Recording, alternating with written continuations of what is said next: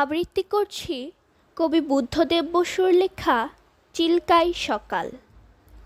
কি ভালো আমার লাগলো আজ এই সকাল বেলায়, কেমন করে বলি।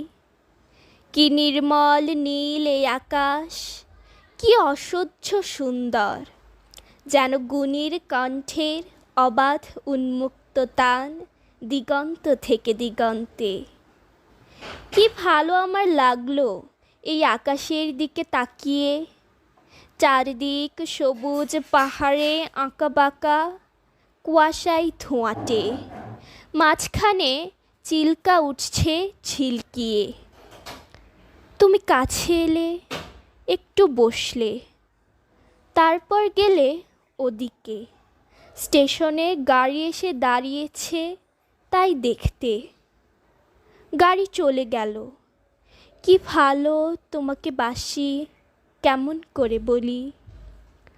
আকাশে সূর্যের বন্যা, তাকানো যায় না। গরুগুলো এক মনে ঘাস ছিঁড়ছে, কি শান্ত। তুমি কি কখনো ভেবেছিলে এই হ্রদের ধারে এসে আমরা পাবো যা এতদিন পাইনি।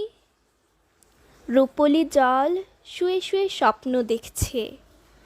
সমস্ত আকাশ নীলের স্রোতে ঝরে পড়ছে তার বুকের উপর সূর্যের চুম্বনে।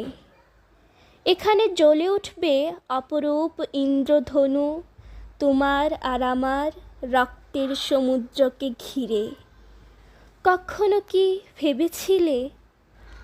কাল চিল্কায় নৌকোয় যেতে যেতে আমরা দেখেছিলাম দুটো প্রজাপতি কত দূর থেকে উড়ে আসছে জলের উপর দিয়ে।